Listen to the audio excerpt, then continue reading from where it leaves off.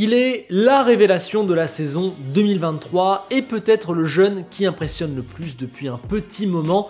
Oscar Piastri est un vent de fraîcheur pour la Formule 1, on en parle énormément et vu son âge, 22 ans, on se projette, on l'imagine truster les sommets très bientôt. On s'emballe, on est dithyrambique, tout ça fait remonter deux questions. D'abord, sa saison 2023 est-elle si bonne que ça?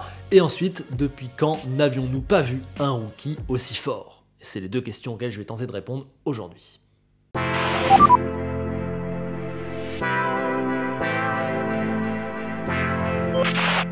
Première étape de cette vidéo, rentrer dans le détail pour se faire un avis précis sur sa saison 2023. Alors au début, on se rappelle, la McLaren était horrible, mais lui a commencé plutôt proprement, sachant directement être proche de Norris et montrant qu'il apprenait à chaque tour de piste.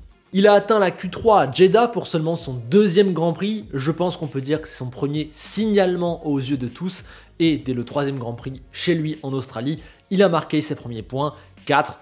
Attention, c'était quand même dans une course à moult rebondissements, la perf n'était pas non plus grandiose, il s'est passé plein de trucs. Ensuite, on l'a un petit peu oublié, mais entre, je dirais, Bakou et Spielberg, il est quand même passé par une période d'apprentissage où il est un peu plus passé inaperçu. Alors certes, la voiture n'était pas encore bonne, du coup difficile de se mettre en valeur, mais quand même, lui, dans le duel face à Norris et au sein de l'écurie, on sent qu'il a eu un peu plus de mal, et c'est logique, il a dû passer par plusieurs étapes pour se construire. Rien d'anormal pour un rookie effectivement, d'autant qu'à Monaco par exemple, il a vraiment été bon et que sur certains tours, on s'est vraiment dit « Ah ouais, il a du talent, que ce soit en qualif ou en course », un truc par exemple que Sargent ne nous a jamais vraiment fait sentir cette saison. Et puis quand McLaren a apporté ses évolutions, on rappelle qu'il les recevait toujours une course après Norris, et bien directement, il a été capable de jouer devant, et pour moi ça a vraiment été le signe que la gagne, il a ça en lui, c'est un mec qui a toujours et qui est fait pour jouer devant. À Silverstone, il se qualifie 3ème, premier grand coup d'éclat, et termine 4ème en course le lendemain, vraiment assez bon. En Hongrie, il est 4ème sur la grille, puis 5ème à l'arrivée. Et en Belgique, il est sur la première ligne du sprint, dans lequel il mène ses premiers tours, après s'être arrêté avant Verstappen sous la pluie. Bluffant, envoûtant, utilisez le mot que vous voulez, mais en tout cas, dès la première occasion, il s'est montré, il l'a saisi, c'est un signe fort. Perso, ce qui m'a le plus marqué, c'est son calme, le côté naturel. On sentait que tout ça était normal pour lui, il n'y a jamais eu d'excès ni d'émotion, ni de peur, ni de stress, ni de joie. Et ça, franchement, c'est très fort, ça montre que ouais, il est fait pour ça. Ce fut ensuite plus dur à Zandvoort avec la pluie et une stratégie un peu bancale, idem à Monza cette fois à cause du manque de vitesse de pointe et d'un contact avec Hamilton en fin de course, puis à Singapour il n'avait pas les dernières évolutions, ce qui explique le grand écart avec Norris, et il est aussi piégé en qualif. Voilà. Sa course elle est plutôt très bonne, il remonte jusqu'à la 7ème place je crois.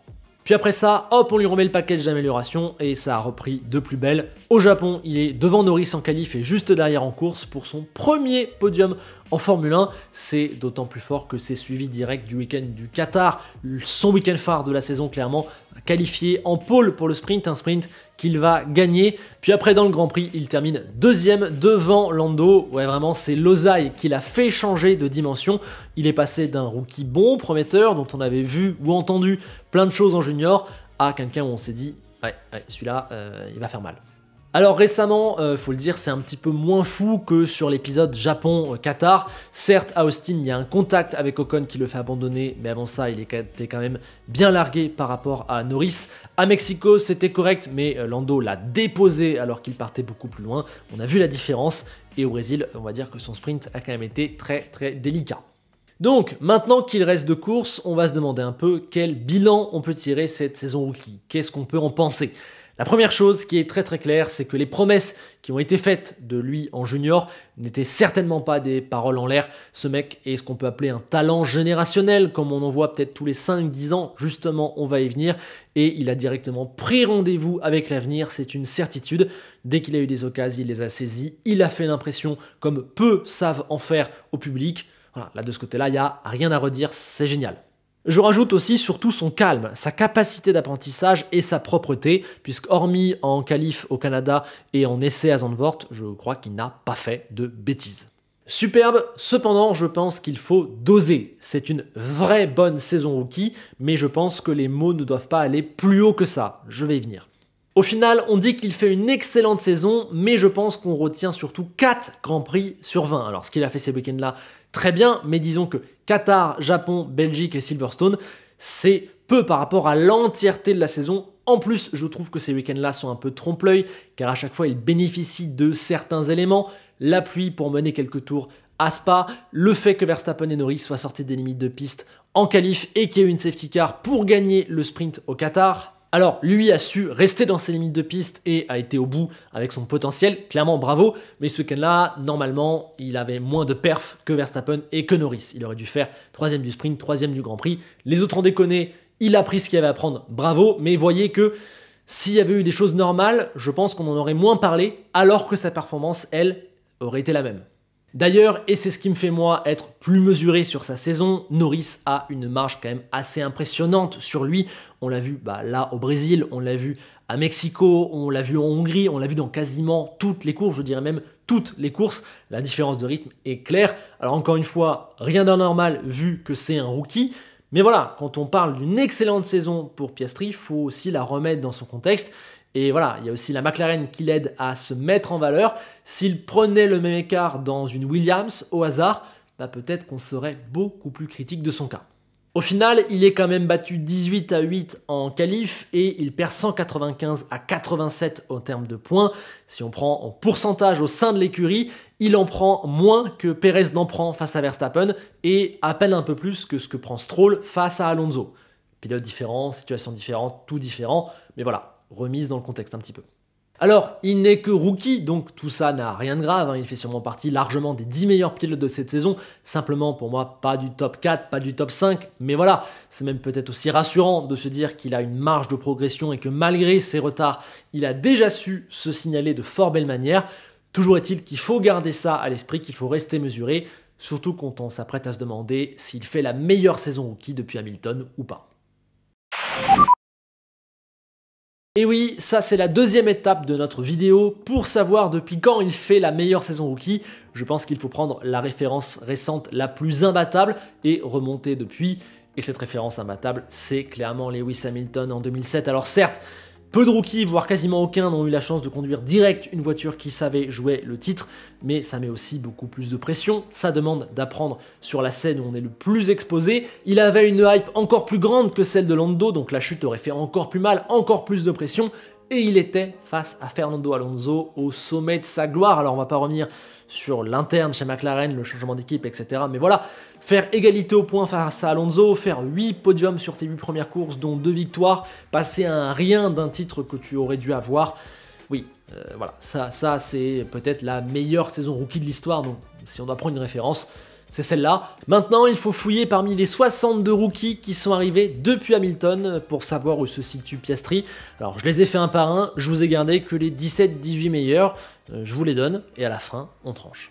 2007 était une année bénie pour la Formule 1 car il n'y a pas qu'Hamilton qui est arrivé, il y a aussi Vettel. Malheureusement, il arrive en cours d'année, un premier Grand Prix chez Sauber où il marque direct un point tout de même, et ensuite quelques courses chez Toro Rosso où il va notamment faire une 4e place en Chine. Très fort, très grosse impression laissée par Seb, c'est vrai. Malgré tout, contexte différent et seulement, je crois, 8 Grands Prix dans cette demi-saison rookie. Donc, on le laisse de côté parce que c'est un petit peu trop particulier. Il y a aussi eu le crash avec Webber au Japon qui a fait mal. Attention, ça a beaucoup compté. En 2011, c'est Hülkenberg qui débarque chez Williams, opposé à Barrichello, quand même tout de même grosse référence. Il ne perd que, entre guillemets, 22-47. Il se qualifie aussi 5e dès sa 3e course, signe une 6e place en Hongrie à un moment donné. Mais ce qu'on retient tous, c'est la pole au Brésil incroyable. Après, ça reste encore aujourd'hui le meilleur moment de sa carrière. C'était dû aux conditions météo très particulières et le lendemain, il s'est accroché avec Hamilton. Ça reste quand même une plutôt bonne saison rookie, mais je pense que je la mets d'office derrière celle de Piastri, donc on va pas la garder pour la discussion finale. En 2011, c'était aussi l'arrivée de Perez chez Sauber. Il bat Kobayashi 30-14 alors que le japonais faisait sa 3e saison. Sauber était à l'époque une équipe de milieu plutôt fond de grille, donc c'est un petit peu difficile. Il n'a pas vraiment pu se mettre en valeur. Son meilleur résultat, c'est une 7e place, donc c'est un peu plus compliqué. Malgré tout, c'était quand même une saison rookie qui a fait plutôt forte impression. Pour l'instant, je vais le garder, histoire de, on verra. Et en 2011, on a aussi la venue de Ricciardo. Malheureusement, on va l'écarter puisqu'il n'a couru qu'une demi-saison. Et en plus, chez HRT, une écurie complètement pourrie. Donc voilà, ça ne compte presque pas. par la force des choses, on ne peut pas vraiment le compter. On avance jusqu'en 2013 où il y a la venue de Jules Bianchi qui fera une très bonne impression mais qui, comme Ricciardo, conduira une voiture trop faible, lui la Manor, donc on va aussi le mettre de côté parce que voilà, il n'a malheureusement pas eu de quoi prouver sa valeur. 2013, c'est aussi Bottas qui fait une saison rookie très intéressante. Il bat 4 points à 1 un Maldonado qui faisait, je crois, sa 4e saison dans l'élite. Malheureusement, la Williams était trop mauvaise. On se rappelle quand même d'une 3e place sur la grille au Canada, d'une 8e à l'arrivée à Austin. Franchement, c'était bien. Je pense que je vais laisser celle de Piastri devant, mais on peut peut-être la garder pour notre discussion finale. L'année suivante, Magnussen débarque chez McLaren et va faire un podium, une 2e place pour son tout premier Grand Prix en Australie. Voilà, ces images paraissent très bizarres, ça paraît presque pas réel. Le souci, c'est que ça n'a pas vraiment suivi derrière. Pourtant, il avait une voiture qui marquait des points à quasiment toutes les courses. Il s'est fait battre assez correctement par Button, je crois 126 à 55. Et surtout, dans l'impression, il ne nous a jamais fait ressentir ce qu'on avait peut-être pu sentir ou pressentir du côté de l'Australie. La même année, on dit bonjour au jeune Cat qui va se faire battre 8 à 22 par Vergne chez Toro Rosso. Une saison correcte, mais rien à se mettre sous la dent en termes de résultats ou d'impression, donc on exclut, je pense, d'office. On passe à 2015 avec l'arrivée de Carlos Sainz Jr., une 5e place sur la grille en Espagne, une 7e à l'arrivée à Austin. C'était franchement pas mal, même s'il n'y a clairement pas eu cet effet waouh que nous a fait Piastri. Le souci, c'est qu'il est arrivé chez Toro Rosso en même temps qu'un certain Max Verstappen, et là, je pense qu'on oublie trop, il avait seulement 17 ans. Oui, il a eu quelques frasques sur et en de la piste, il a pas mal dérangé, mais il a mis déjà 49 à 18 à Carlos Sainz, et puis il y a des résultats fous, 6e sur la grille et 7e à l'arrivée pour son 2e Grand Prix en Malaisie, 4e à Budapest et à Austin, 8 des 9 dernières courses terminées dans les points. Oui, il y a des crashs et des trucs moins bien comme Monaco, Singapour, Abu Dhabi, voilà, c'était les débuts de Verstappen, encore tout frêle, pas poli, etc. Mais franchement, ça a été un véritable électrochoc pour la Formule 1 et évidemment, on va le garder. Côté français maintenant, Ocon est arrivé en 2016, mais c'était à la mi-saison et chez Manor, donc sincèrement, on va pas vraiment le garder parce qu'il n'a pas pu faire grand-chose. Pourtant, l'impression était bonne face notamment à Pascal Wehrlein, un pilote plutôt coté, qu'il a fini un petit peu, entre guillemets, par éliminer. Malgré tout, voilà, c'est pas pareil parce qu'il n'y a eu que quelques Grands Prix. Et c'est la même pour Gasly qui est arrivé l'année suivante. Il n'a fait, je crois, que les 5 ou 4 derniers Grands Prix chez Toro Rosso. Pas facile, pourtant juste derrière, il sera très bon sur l'année qui va suivre. On se rappelle de sa 4e place à Bahreïn pour ce qui est alors seulement son 5 ou 6e Grand Prix en Formule 1. Il fera une très bonne année, mais encore une fois, circonstances trop différentes. On ne peut pas parler d'une année rookie meilleure que Piastri. Certainement pas. En revanche, on l'a oublié, mais en 2017, la même année que Gasly, il y a un gars qui nous a fait une très bonne impression et qui a fait des trucs assez bluffants, c'est Lance Stroll. Alors déjà, il ne perd que 43 à 40 face à l'expérimenté Felipe Massa. Oui, il y a 2 accidents au début, mais il y a le podium à Bakou, il y a la 2e place en qualif à Monza, il y a la 6e au Mexique. Franchement, pardon, mais c'était quand même quelque chose. On s'est dit, ah ouais, ce mec... Peut-être qu'il y a toute cette histoire d'argent, etc. Mais il a gagné une catégorie junior, il a du talent. Donc, je le garde pour l'instant, tout comme forcément la saison 2018 de Leclerc. La 6e place pour ses premiers points à Bakou lors de son 4e Grand Prix, les quelques qualifications brillantes comme au Castellet, la P7 en Russie, les 3 P7 consécutifs pour finir la saison dans une écurie Sauber qui était franchement plutôt en fond de grille et dont il a été vraiment le leader. Pourtant, opposé à un Ericsson qui faisait sa 3e saison et qui avait une cote plutôt pas mal. Ouais, Leclerc a fait un petit choc aussi à la Formule 1 et quelques mois après, il était sélectionné par Ferrari pour remplacer Raikkonen. Et puis on a 2019 qui est peut-être la meilleure QV rookie de tous les temps, en tout cas ça se mentionne puisqu'on a eu le podium de la F2, Russell, Albon et Norris. Dans une McLaren qui se battait pour des points chaque week-end, Lando a fait un travail très correct face à un Sainz expérimenté, perdant 96 à 49 et ne faisant pas forcément de grosses performances qui nous ont marqué, pas du tout, mais un travail plutôt propre et il a fini l'année en étant quasiment tout le temps dans les points. Alex lui a vécu une saison très particulière avec seulement 12 Grands Prix chez Toro Rosso où il faisait quasi jeu égal avec 4, 18 à 27, avant de passer chez Red Bull où il ne fera pas de podium, on le sait, mais je trouve s'en sortira mieux que Gasly alors qu'il n'avait quasiment aucune expérience et fera je crois 8 des 9 Grands Prix entre la 4e et la 6e place, ce qui est un strict minimum plutôt pas mal. Quant à George, il s'est retrouvé dans la pire Williams de tous les temps, je pense, et hormis ce Grand Prix d'Allemagne où ce n'est pas lui qui marque le point, il a vraiment été excellent toute l'année, on l'a beaucoup remarqué, il est sorti quelques fois de Q1, il a surtout explosé Kubica. Voilà, malheureusement pour lui, les circonstances sont vraiment différentes parce que la Williams, elle n'avait pas un millième du potentiel de la McLaren de cette saison, clairement pas.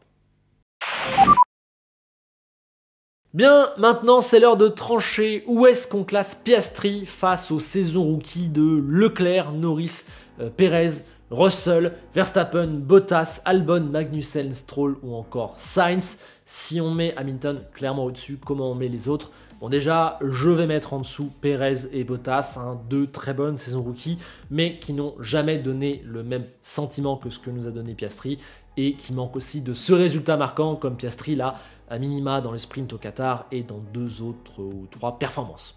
En comparaison quasi directe chez McLaren avec un coéquipier déjà expérimenté, je mets la saison rookie de Norris en dessous de celle de Piastri.